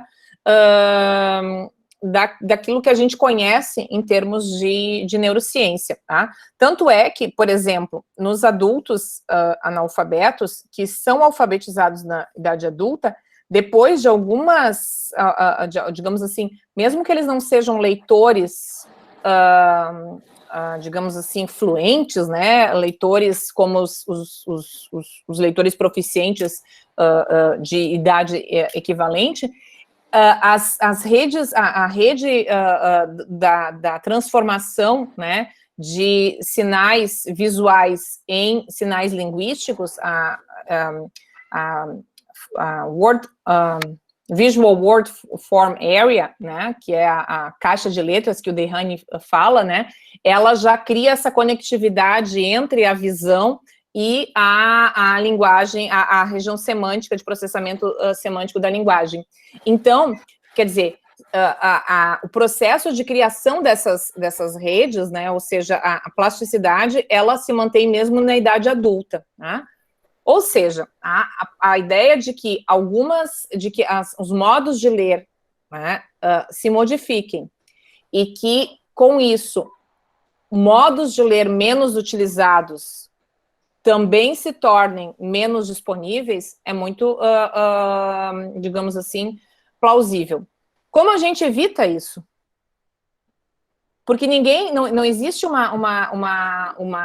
digamos assim, o nosso cérebro não é programado para não poder fazer duas coisas. Ele é capaz de ler em papel e ler em tela. Tá? Nós podemos falar português e falar inglês e falar várias, né, outras variantes em cada idioma, desde que a gente utilize, né? Então, a grande questão aí é, de fato, manter hábitos de leitura em diferentes suportes, tá? Essa questão é uma questão muito importante e, do ponto de vista da escola, né, é extremamente importante. A Cadine, que é uma das pessoas que eu acho que está aqui participando, e eu, escrevemos um artigo sobre a questão, por exemplo, da escrita com a mão, né? Porque a gente poderia pensar assim, se todo mundo usa celular e computador, para que a gente vai ensinar as crianças a escreverem com a mão? Basicamente porque quando a gente escreve com a mão, a gente usa um tipo de memória, tá? A gente desenvolve uma memória que é diferente da memória que a gente utiliza para digitar, tá? Quando eu escrevo com a mão, né, eu preciso desenhar cada letra, tá? E esse desenho gera uma memória motora. E eu associo essa memória motora ao conhecimento fonológico, à representação que eu tenho daquela letra, daquele fonema, daquelas palavras em que eu utilizo a letra. Isso tudo está, né, conectado. Quando eu digito, olha o que eu faço. Eu só, né, escolho, na verdade, eu não desenho a letra, eu escolho letras que estão disponíveis no teclado. Tá? Do ponto de vista de criação de memória, eu tenho processos muito distintos. Tá? Então, essa mesma questão é importante que a gente mantenha, na verdade, a gente não precisa aprender a ler, a gente, por exemplo, na escrita, o fato de a gente escrever à mão e a gente escrever no teclado, não precisa uma coisa substituir a outra, mas coexistir, né? A gente pode manter essas habilidades coexistindo, tá? Então, existem várias pesquisas nesse sentido da questão que a Cleide aqui também comentou, né? A questão da atenção. A gente tem uma atitude atencional diferente quando a gente lê no papel de quando a gente lê na tela, tá? Isso em pesquisas que foram feitas assim em vários. Agora na pandemia também nesses dias o professor Roberto Lento estava apresentando um artigo também feito nesse contexto de pandemia, mostrando que a atenção que as pessoas dispensam quando estão lendo na tela é menor, mas tem a ver muito a ver com a atitude que a gente tem em relação a essas leituras. Porque, na verdade, assim, a gente também faz isso muitas vezes quando a gente pega o jornal. Eu pego o jornal, eu não quero ler todo o jornal. Eu quero folhear, dar uma olhada geral, assim, para ver o que tem, né? Daqui a pouco acho alguma coisa que me interessa, eu paro e presto atenção e leio, né? Então, a gente não pode culpar só o suporte, né? Tem um pouco também um desenvolvimento de uma atitude. Diga, bom, agora eu vou prestar atenção. O que significa prestar atenção? Desligar os estímulos outros, né, a música, a televisão, não sei o quê, tirar o celular, o Facebook, todas aquelas notificações que ficam cortando, né, porque tem a ver com isso também. O suporte, ele é muito bom, mas é muito ruim, né? Se a gente olha, por exemplo, o Dilema da Rede, né, o filme, né, que está aí ele mostra que essas notificações todas que ficam aparecendo na nossa tela não são para o nosso bem necessariamente, né? Não são para a gente manter a atenção naquilo que a gente está fazendo. Muitas vezes são distratores, né? São coisas que ficam o tempo todo assim, olha, chegou uma mensagem no WhatsApp, chegou não sei o quê. E a nossa curiosidade, né, fica lá, vamos ver quem é que escreveu, vamos ver o que aconteceu, né? Então, tudo isso interfere. E são coisas, por exemplo, que a gente não precisa lidar quando a gente está lendo num livro, né? No livro não tinha notificação aparecendo, então a chance de eu poder fazer uma leitura mais atenta é maior. Mas aí nós somos também autores, né? Nós podemos intervir e fechar, digamos assim, alguns aplicativos, virar o celular para a gente não ver a luzinha que acende, enfim, fazer algumas coisas. Só que quem são mais vulneráveis nesse caso são os nossos estudantes, né? Os nossos estudantes mais jovens, eles são muito, muito vulneráveis a todas essas estratégias de cooptar a atenção. Legal, obrigado, professora. A Fátima Lima fez um comentário e uma pergunta ao mesmo tempo. Ela diz assim, como resolver esse problema? Deve ser o problema do déficit de leitura, né? Para a educação, em todos os níveis, da educação básica a superior, cujo acesso ficou mais acessível, mas esse déficit na leitura impacta demais o aprendizado. De certa forma, acho até que você já respondeu na pergunta da outra colega, da Boa Letícia. Tarde. Sim. Boa tarde, professora, é a Fátima. Realmente, a professora, ela já respondeu, sim, a pergunta. Obrigada. Sim, isso, eu percebi Obrigada. que sim. Isso. Agora, Obrigada, o Augusto também tem uma pergunta.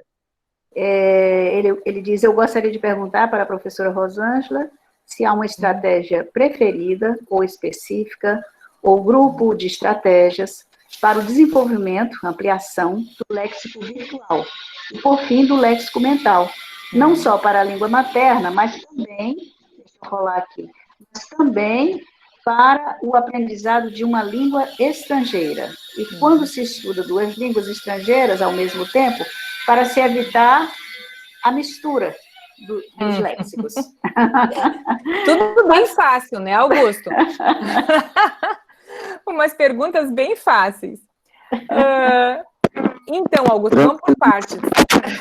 Olha só, tem algumas coisas, né, que a gente aprende na questão da... enfim, quando a gente pensa em aprendizagem, a gente pode aprender de forma implícita, né? E também de forma mais, quer dizer, em forma menos consciente e mais consciente, tá?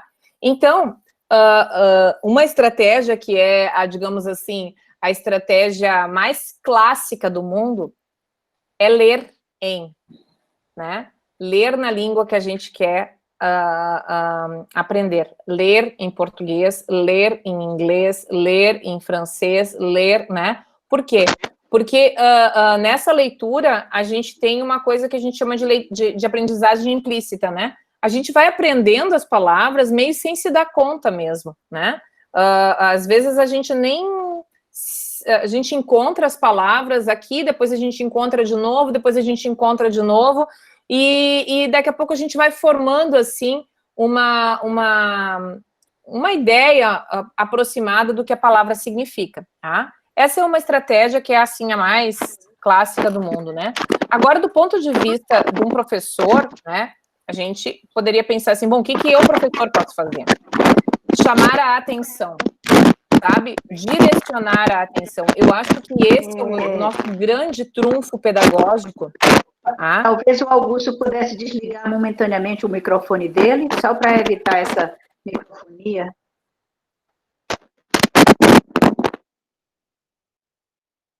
Obrigada, Augusto. No caso do professor, tá? Chamar a atenção dos alunos, no caso esse chamar a atenção é direcionar a atenção mesmo, direcionar a atenção consciente, tá?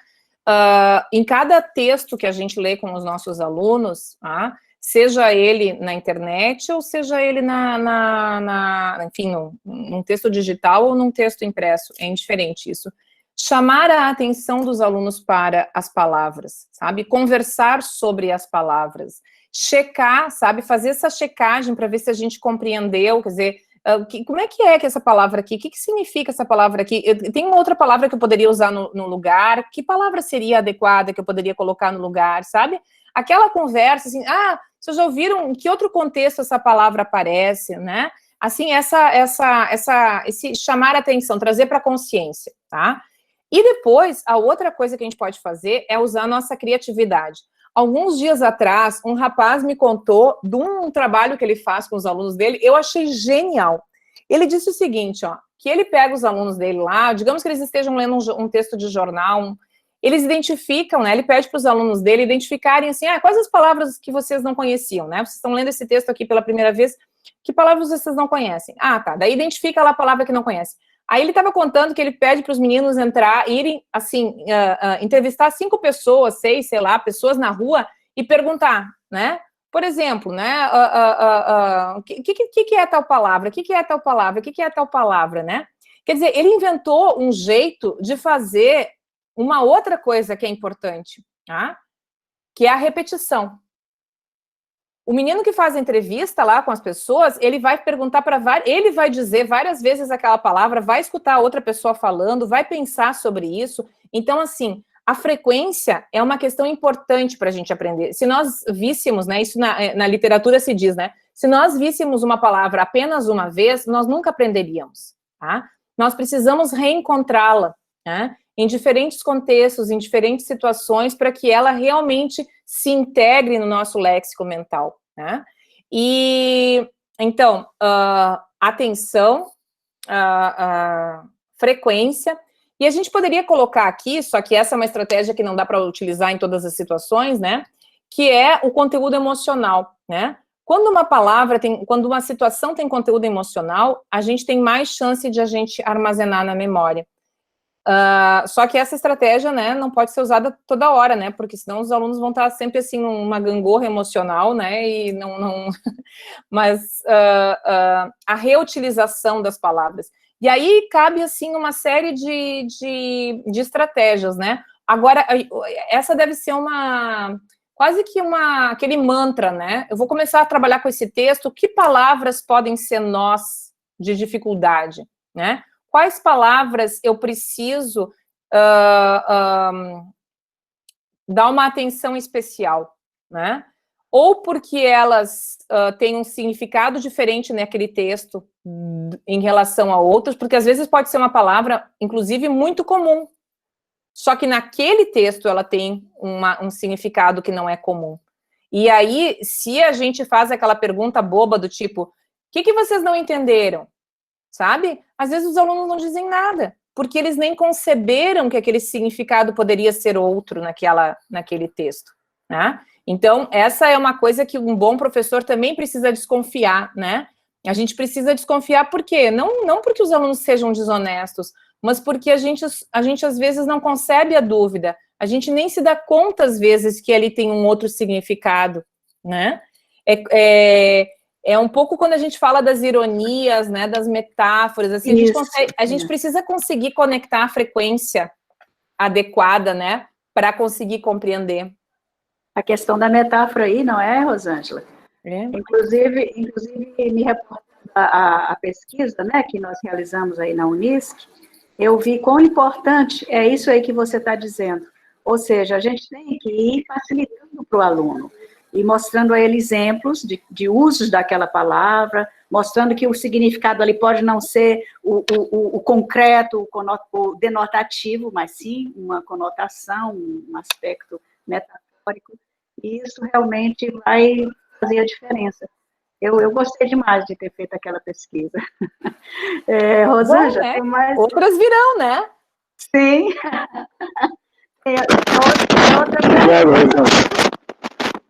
Tem outra pergunta aqui. Eu diria, Augusto, que é mais ou menos os mesmos princípios que funcionam na língua materna, podem também, a gente pode pensar neles em língua estrangeira, tá? Mas outras coisas a gente tem dúvidas também, né? Perguntas que se faz.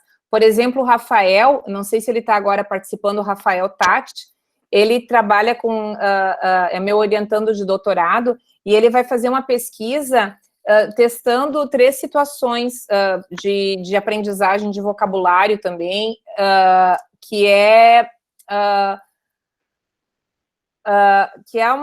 na literatura se fala em reading while listening, né?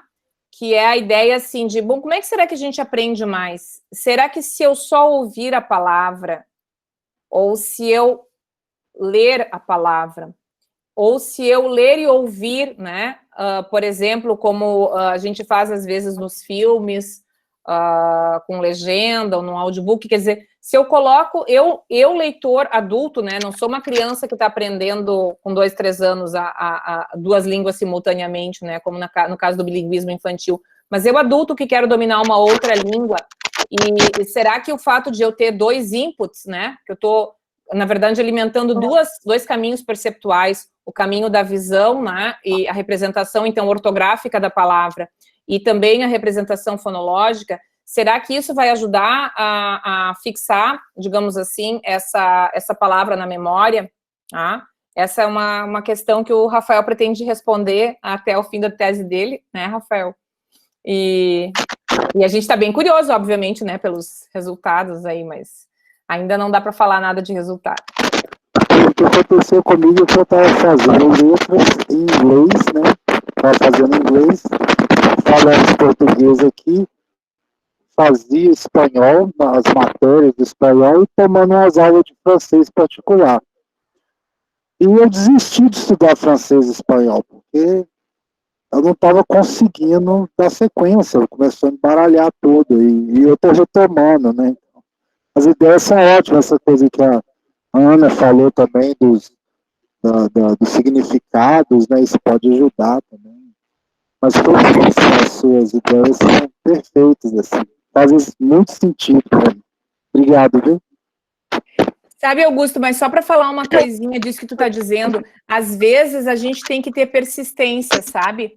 Porque aquilo que parece embaralhar num determinado momento pode, na verdade, fazer uma curva ascendente mais adiante. E isso na aquisição da linguagem a gente percebe, né, que a gente fala muitas vezes, né, da curva em U, né, que é exatamente isso. Às vezes parece que uma coisa está atrapalhando a outra, mas daqui a pouco os sistemas se integram e eles, na verdade, levam a um reforço entre as línguas, né? Especialmente, assim, em situações em que a gente pode fazer uma transferência positiva, né? Como em línguas de uma mesma família e tal. Mas muito interessante essa questão. É também uma questão que daria uma bela pesquisa. Obrigado pelo incentivo. Vou investir. Isso aí, persistência. A Beni tem uma pergunta. Ele pergunta, professora, trabalhar a leitura de imagens com crianças que ainda não sabem ler é uma prática positiva para a formação de leitor? Eu acho que sim. Por quê? Eu não tenho pesquisa exatamente nessa área, mas a questão da leitura da imagem me parece que é digamos assim, uma habilidade muito demandada, né? Especialmente nos dias atuais, né? Se a gente pensar, quando a gente olha uma charge, né? A gente lê essa charge, a gente precisa observar esses vários elementos, né? Mesmo na literatura infantil, né? Olha a riqueza, muitas vezes, que uma imagem tem, e ela não é digamos assim, uma riqueza óbvia, né? Ela precisa realmente de um olhar. Então, eu acho que o treino de uma atitude analítica em relação aos estímulos é extremamente essa questão de prestar atenção, sabe? Prestar atenção, olhar detidamente, olhar com atenção, tirar tempo, né? Dedicar tempo a esse olhar, né? Olhar os detalhes, né? Prestar atenção nos detalhes, né? Então, nós estamos, a Aline, que é uma outra orientanda minha, que também estava antes aqui, não sei se está agora, a gente está fazendo um trabalho bem interessante com livros, literatura infantil, né? E materiais, assim, de apoio para professores. E essas questões, assim, quando a gente conversa com ilustradores, por exemplo, ilustradores de livros infantis, tá? As ilustrações, elas são feitas com um cuidado, com escolhas, né? As coisas não são feitas por acaso. Os livros infantis de qualidade, obviamente, né? Eu não estou falando daqueles balainhos, assim, de livro de malinha, que são coisas, assim, muito nefastas para as nossas crianças, né? Mas os livros de qualidade, os ilustradores que trabalham de uma forma séria, eles têm um cuidado muito grande nas imagens. Se a gente pensar, por exemplo, eu fiz meu pós-doutorado na Universidade Livre de Bruxelas, que tem uma tradição, a Bruxelas, esse mundo francófono, tem uma tradição muito grande nos quadrinhos, né? Os quadrinhos não estão assim, não são enfeites para o texto escrito, né? Eles compõem a narrativa, né? Mas eles precisam ser olhados, né, com muita atenção, eles precisam ser interpretados com muita atenção. Então, a leitura da imagem, não só na educação infantil, tá? Todos nós somos bombardeados por imagens todos os dias. Vamos olhar as campanhas eleitorais, vamos olhar as charges nos jornais, vamos olhar todo esse material que a gente vê todos os dias, tá? O quanto nós prestamos atenção e fazemos uma análise crítica desse material, tá? Então, eu acredito que sim, que é muito importante. Isso, a Cleide fala, né, aqui no chat, da tomada de consciência, tá? A gente precisa realmente não simplesmente deixar o nosso inconsciente processando, né? A gente precisa tomar as rédeas da nossa reflexão. E isso a gente faz no nível consciente. Boa tarde. Eu tenho uma pergunta. Certo. Boa tarde, eu sou Maria Silma, né? Sou mestranda. Silma, aguarda só um instantinho. Eu vou fazer um comentário. Depois no chat tem uma pergunta do André Luiz, que ele já se inscreveu já há vários minutos atrás, e em seguida você faz sua pergunta, pode ser? Pode sim, professor. Ótimo. Certo. Rosângela, com relação às imagens, eu até pensei que a própria, vamos dizer assim, metacognição, ou seja, os processos metacognitivos, podem estar atrelados a essa compreensão detalhada das imagens, né? Ou seja, a formação de inferências, de aplicação daquele conhecimento em outras situações, em outros contextos. Então, a gente percebe aí que talvez lá na educação infantil, na exploração desses recursos visuais, esteja talvez uma pequena, vamos dizer assim, positiva contribuição na formação de leitores proficientes. Eu pensei nisso, não é? Com certeza. O André Luiz, ele está aqui dizendo o seguinte: professor, até que ponto o gênero textual pode interferir na capacidade de compreensão da leitura de um leitor acostumado com manchetes dos jornais? Pode ter o mesmo desempenho ao ler uma crônica? Ele quer saber se o gênero faz diferença. Olha só, bem interessante essa pergunta, né? Quando a gente conhece um gênero textual, né, a gente vai para a leitura, né, com um pacote de informações de expectativas em relação ao texto, né? Aquele gênero. Quer dizer, quando eu vou ler, por exemplo, um artigo de opinião no jornal, eu vou com um pacote de conhecimentos para essa leitura. Se for um colunista que eu já conheço, então, né, que eu já seja um autor, um colunista que eu já tenho mais ou menos uma familiaridade, eu já consigo, por exemplo, inclusive ligar, né, eu vou usar um exemplo aqui do Luiz Fernando Veríssimo, né, o Luiz Fernando Veríssimo é um escritor super conhecido, escreve semanalmente na Zero Hora, que é o jornal mais, digamos assim, de maior repercussão aqui no Rio Grande do Sul, mas ele também tem, se eu não me engano, na Folha de São Paulo, ele tem uma coluna também. Enfim, Luiz Fernando Veríssimo é conhecido pelas suas ironias, né? Então, como eu conheço o autor, eu sei que é um texto de opinião, sei mais ou menos o tamanho que o texto vai ter, eu já vou para esse gênero, né, para esse texto, com uma série de conhecimentos que são, digamos assim, anteriores mesmo à leitura, tá? Então, é muito fácil para mim entrar na sintonia, digamos assim, na frequência daquele texto e perceber quando tem aqui uma ironia. Às vezes a gente já fica até esperando, né, para ver quando é que vem digamos assim, a sutileza, a ironia, aquela puxadinha de tapete aqui, aquela ambiguidade, né?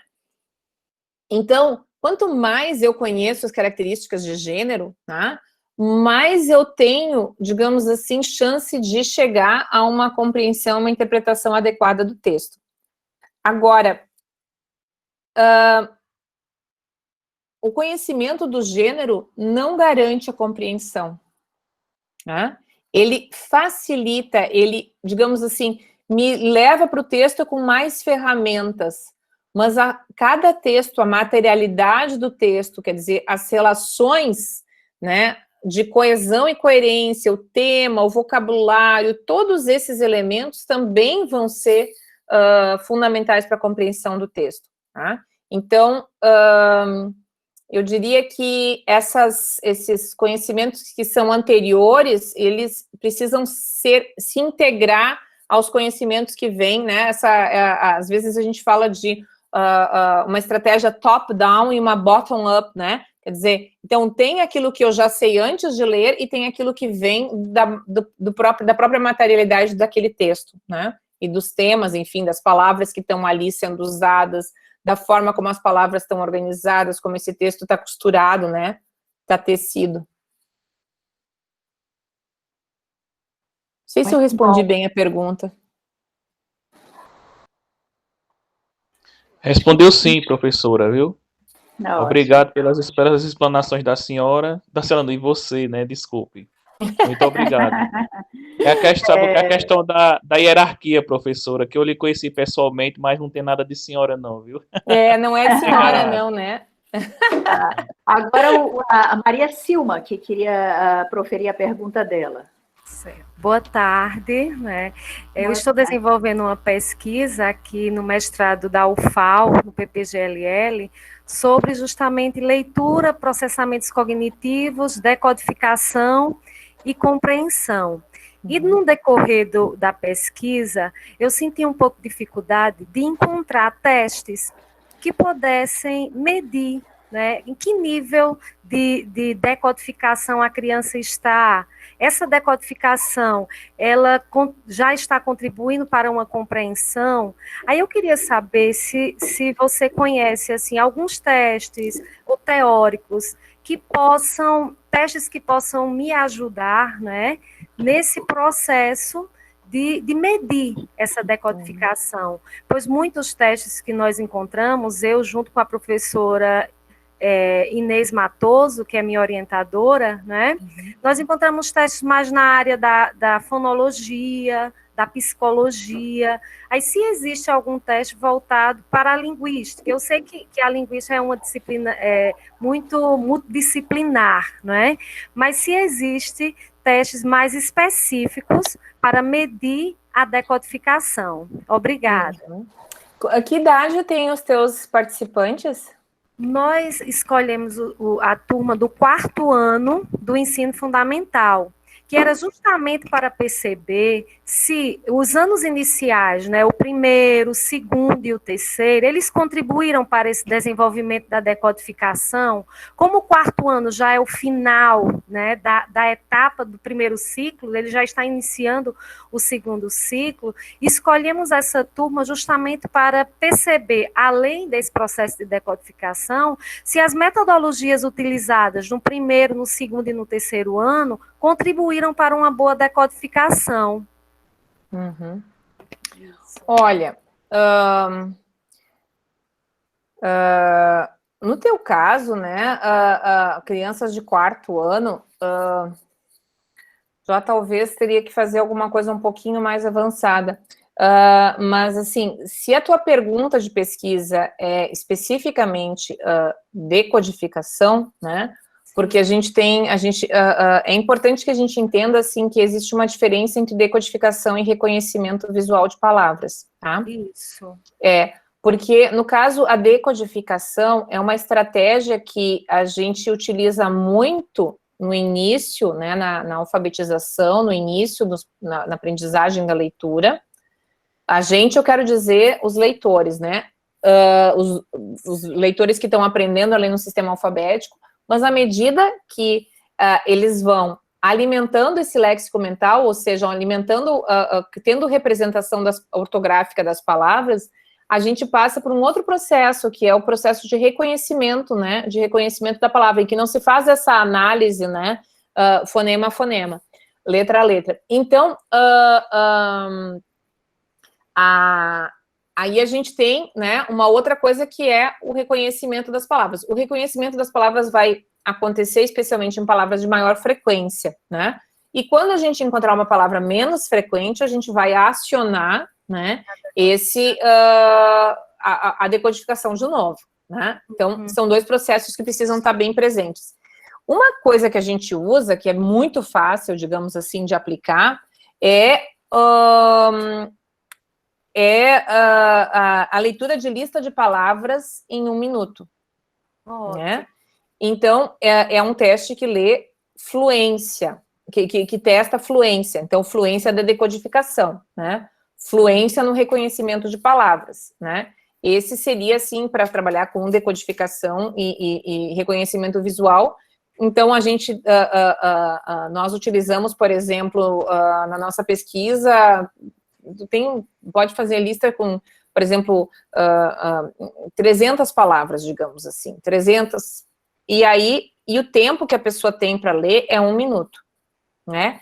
Essas palavras, elas são daí palavras que a gente chama de palavras simples, né? Ou seja, em que a gente tem mais transparentes, digamos assim, que seriam palavras em que há menos ambiguidade na identificação de qual fonema está sendo representado pelo grafema, tá? E outras palavras mais complexas, né? Onde a gente tem grafemas complexos e tal. E essa é uma estratégia. Agora, no teu caso, talvez, uma outra, pensando que são crianças já de 4ª série, seria, talvez, por exemplo, o Tio Lobro, é um teste que foi desenvolvido por 2 autores em Portugal, que é Sucena e Castro, mas daí não é decodificação, é fluência e processamento semântico já, quer dizer, já é um nível bem mais avançado. E outro tipo de teste que se utiliza também é a leitura de pseudopalavras, né? Porque na leitura de pseudopalavras tu consegue isolar a variável frequência, né? Porque daí são palavras que ninguém viu antes, porque são palavras inventadas, e aí a questão da frequência tu consegue excluir, e aí tu vai realmente isolar a decodificação. Quer dizer, tu vai conseguir medir só a decodificação. Ótimo, professora. Obrigada, bem esclarecedor. Mas assim, no mundo ideal, né, que não é necessariamente o que a gente encontra nas escolas, né, a gente esperaria que as crianças de 4º ano tivessem já uma boa fluência, mas a gente sabe que não é assim, né, não necessariamente em todos os grupos. É só porque quando a gente faz um teste, né, a gente fala de efeito ceiling, né, efeito teto, né.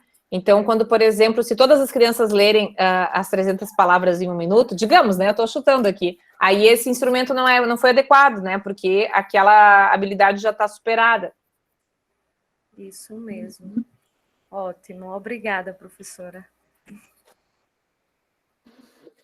Rosângela, estamos caminhando para 6 horas, 18 horas. Eu não sei, talvez pudéssemos dar a chance de mais uma última pergunta agora, se houver ainda pessoas que gostariam de se pronunciar. Aguardemos uns instantes. E aproveito também para dizer que o Américo está te fazendo uma solicitação. Ele comenta que sempre acreditou que, e isso mesmo não tendo lido nada a respeito, que uma experiência de leitura emocionalmente significativa facilitará a aprendizagem. Tem a solicitação. A senhora se lembra de alguma bibliografia nesse sentido? Referências de leitura? e informou o e-mail dele, américo.fernando@hotmail.com.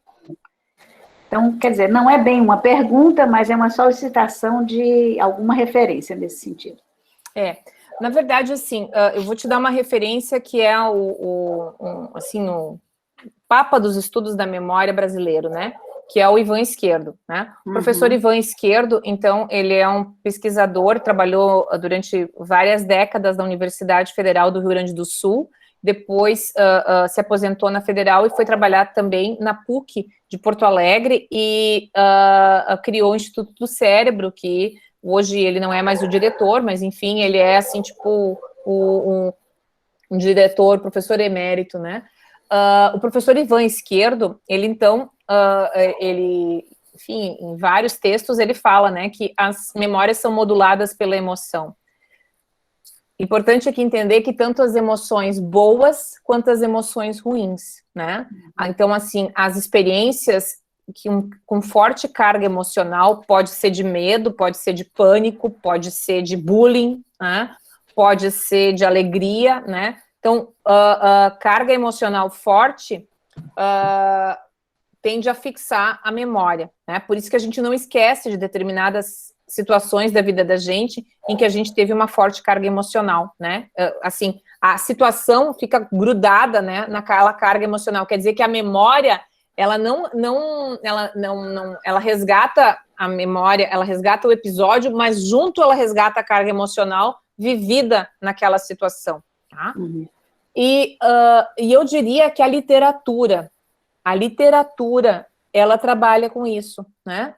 A literatura de ficção, né? A literatura de ficção, quando a gente se envolve com uma personagem, a gente se identifica com uma personagem, a gente vive as emoções daquela personagem, né? Muitas vezes a gente lembra de livros que a gente leu há muitos anos atrás, porque nos marcaram, porque a gente, de uma certa forma, criou essa identidade, né? Com a personagem, ou com a situação, ou porque a gente estava vivendo por um momento talvez sensível emocionalmente, né? Então, essas relações, elas ficam marcadas na nossa memória.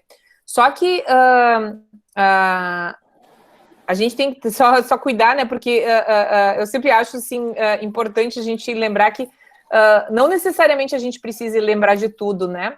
É importante, o próprio professor Ivan Esquerdo fala da arte de esquecer, né? Nem tudo precisa ser lembrado. Muitas coisas são aprendidas, mas elas ficam integradas na nossa memória, não como memórias episódicas, né? Em que a gente lembre de cada detalhe, mas de uma certa forma, assim, digamos assim, amalgamadas nos conhecimentos, que vão ser aquilo que a gente chama de conhecimento de mundo, né? Que conhecimento enciclopédico, enfim. Mas essa é uma outra palestra, né, Ana? A das memórias. Com certeza. E nós vamos para 2020. Que vai longe, né? Se a gente puxa esse fio, nossa, é muito interessante. Sim. Nós vamos para 2021 promover seminários de pesquisa. Então, vamos convidar os nossos, né, parceiros, os nossos pares, né, outros grupos de pesquisa. Então, vocês também já se sintam convidados. Aí você pode integrar outros alunos, outros, né, participantes também na ocasião. Muito bom. Isso, Rosângela. Então, acredito que com isso a gente poderia começar já a encerrar aqui a nossa palestra, não é? E a Mônica talvez quer dizer algumas palavras, ela geralmente entra no finalzinho. A coisa que eu não gosto dessas conversas assim online é que a gente não ganha bombom, né, Mônica? Não é, menina? Mas estão reservados. Na primeira oportunidade, peguem. A Mônica, olha, adora me adoçar. Mas não é? E abraços e bombons, quando estiver liberados, né? Exato. A gente fica muito feliz em ver o sucesso de mais uma palestra maravilhosa que trouxe aí muitas elucidações, uma palestra instigante, né, com propostas aí de pesquisas lançadas, né, e assim, abrindo ainda mais esse leque de divulgação da linguística cognitiva, né, dessas áreas tão relevantes. E como você ressaltou, eu acho que nesse momento de pandemia, de tantas restrições, né, de tantos temores, de tanto estresse, confinamento, a gente ter esse momento de crescimento, né? É como você diz, transformar o limão numa saborosa limonada, né? E, assim, ter você aqui hoje foi muito, muito bom. Foi uma palestra maravilhosa, como eu já disse, reitero, e tivemos mais uma oportunidade, né, de alargar horizontes, de fazer trocas significativas, né, aí, e aprimorar um pouco mais esse nosso conhecimento sobre a linguística cognitiva, né? E Sim. quanto ao GT, eu ainda sou candidata, viu? Ainda não sou. Eu tenho meu voto, então, minha candidata. E o meu também. E o meu também. Mas eu acredito que ela vai em breve estar assim conosco no GT. Espero. Se Deus quiser. Sim. Mônica, nós tivemos, isso também eu informo a Rosângela, nós tivemos mais de 60 pessoas hoje à tarde. Foi muito boa, viu? A plateia que assistiu à palestra hoje à tarde. Muito bom. Ótimo. 67 no pico. 67 pessoas, olha só, muito bom. É muito legal isso, né? Eu acho assim que essa é uma memória positiva que vai ficar, né? A gente vai ter memórias, talvez, não tão boas desse período, mas essa questão dessa oportunidade que a gente criou de se ouvir, de interagir com grupos, talvez que a gente não tivesse condições de alcançar, eu acho que isso é uma memória que vai ficar para a gente desse ano de 2020. Positivo, né? Frente a... E a promessa dos bombons fica, viu? Sei. A primeira oportunidade segue. Que danada, né? Olha só, vocês viram, pessoal? Nós temos, inclusive, o Congresso de Metáforas, né? No Maranhão, isso aí. Mas daqui a pouco... Viram só como a gente associa memórias emocionais, assim, positivas, inclusive gastronômicas, né? Gente, agradeço a presença de todos e todas. E beijo, também, gente. Lembrar que as pessoas divulguem, né? Porque a palestra vai ficar disponível no YouTube, né? Quem não teve oportunidade de participar, vai ficar lá, vai ficar no... Isso, nos curtam no Instagram, no Facebook e nos sigam no YouTube. Isso mesmo. Divulgue para amigos, né? Se gostaram, passe adiante. É isso aí. Verdade. A Clara, minha aluna da graduação, está aqui agradecendo, dizendo muito obrigada, professora, essas palestras têm sido incríveis. Pois é. A gente começou, né, de uma maneira bastante tímida, achando que vamos ver até onde é que nós vamos. E as pessoas foram fechando, o cronograma foi tomando, né, uma forma, e agora nós temos, como eu falei para a Rosângela, até 22 de dezembro. Essa será a nossa última palestra desse ciclo, né, de palestras sobre linguística cognitiva.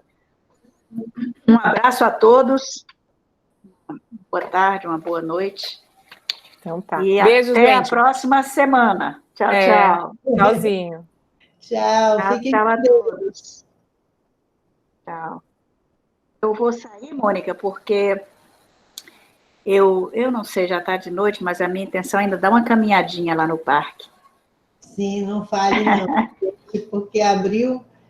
Aí, se der falhar um dia, começa a falhar o segundo, aí arranja alguma coisa no terceiro. A gente fica sem motivação, exatamente, quando falha um dia. Tem que ser mesmo colocar como prioridade 0. Exatamente. Que aí é melhor, né?